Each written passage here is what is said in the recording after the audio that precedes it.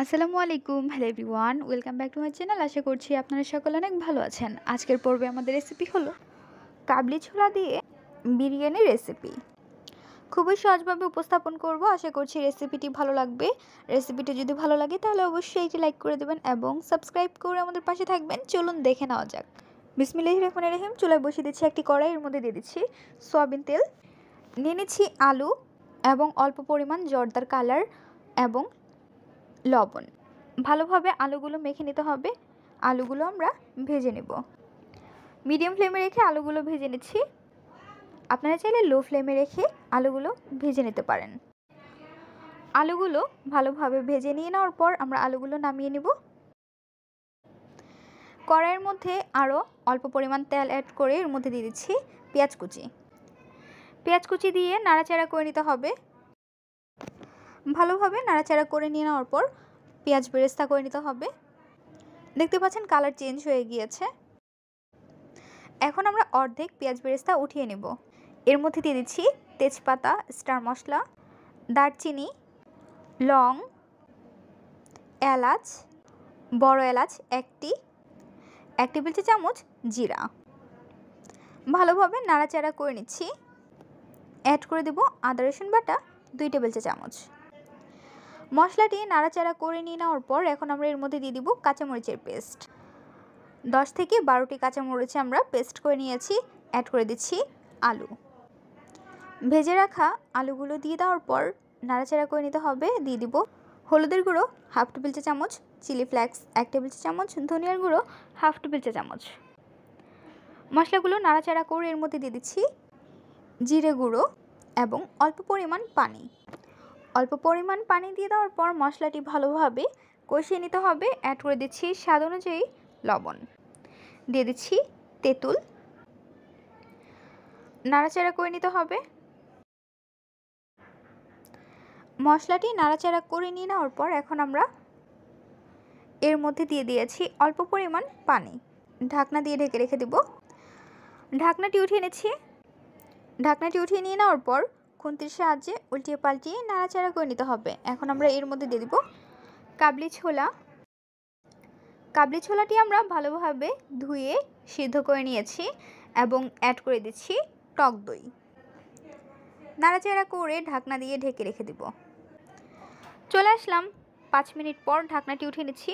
দেখতে পাচ্ছেন বলক চলে আসছে। খুন্তির সাহায্যে উল্টিয়ে পাল্টিয়ে নাড়াচাড়া করে নিতে হবে। এখন আমরা এর মধ্যে দিয়ে দিচ্ছি জায়ফল জায়ত্রীর গুঁড়ো 1 টেবিল চামচ, কাঁচামরিচ সবুজ এবং লাল 2 কালার কাঁচামরিচ দিয়ে দিয়েছি। ঢাকনা দিয়ে ঢেকে রেখে দেব। আরেকটি চুলায় আমরা পানি গরম করে নিয়েছি। ঢাকনাটি উঠিয়ে এর মধ্যে দিয়ে দিচ্ছি তেজপাতা, এলাচ, দারচিনি, লং, বড় এলাচ, স্টার মশলা এবং স্বাদ অনুযায়ী লবণ। এখানে আমরা 2 টেবিল চামচ লবণ দিয়ে দিয়েছি। সয়াবিন তেল দিয়ে দিব। এখন আমরা এর মধ্যে দিয়ে দিব পোলাওর চাল। পোলাওর চালটি আমরা ভালোভাবে ধুয়ে 30 মিনিটের মতো ভিজিয়ে রেখে দিয়েছিলাম। নিয়ে নিচ্ছি লিকুইড দুধ এবং এর মধ্যে দিয়ে দিচ্ছি জর্দার কালার। ভালোভাবে মিক্সড করে নিতে হবে। দেখতে পাচ্ছেন পোলাওর চালটি বলক উঠে গিয়েছে। এখন আমরা চেক করে নিচ্ছি চালটি সিদ্ধ হয়েছে কিনা। এখনও ভালোভাবে সিদ্ধ হয়নি এবং মনে রাখবেন পোলাওর চালটি একদম বেশি সিদ্ধ করা যাবে না, অর্থাৎ হাফ সিদ্ধ করে নিতে হবে। একটি ছাঁকনির সাহায্যে পানিগুলো ঝরিয়ে নিচ্ছি। সেমভাবে সবগুলো পোলাওর চাল আমরা একটি ঝুড়ির সাহায্যে পানিগুলো ঝরিয়ে নেব। ঢাকনাটি উঠিয়ে নিচ্ছি এবং নাড়াচাড়া করে নিতে হবে। নাড়াচাড়া করে নিয়ে নেওয়ার পর এর মধ্যে আমরা দিয়ে দিব সেদ্ধ করে রাখা পোলাওর চাল।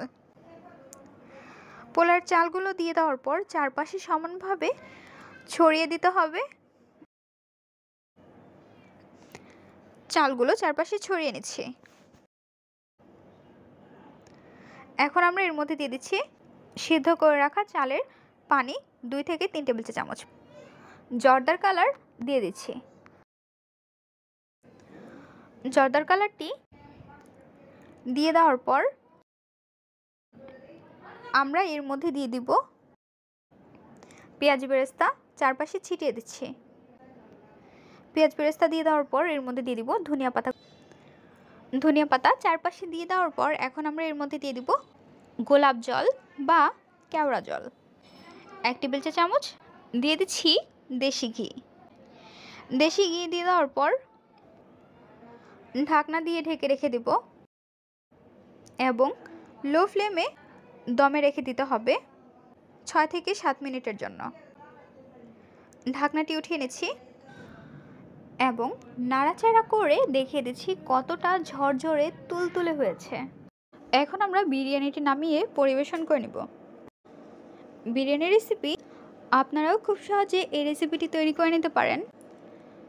বিরিয়ানি রেসিপি আপনাদের কাছে কেমন লেগেছে তা অবশ্যই জানিয়ে দেবেন আপনাদের মূল্যবান মতামতটি। ভিডিওটি যদি ভালো লাগে তাহলে অবশ্যই একটি লাইক করে দেবেন এবং সাবস্ক্রাইব করে আমাদের পাশে থাকবেন আরও মজার মজার রেসিপি দেখার জন্য।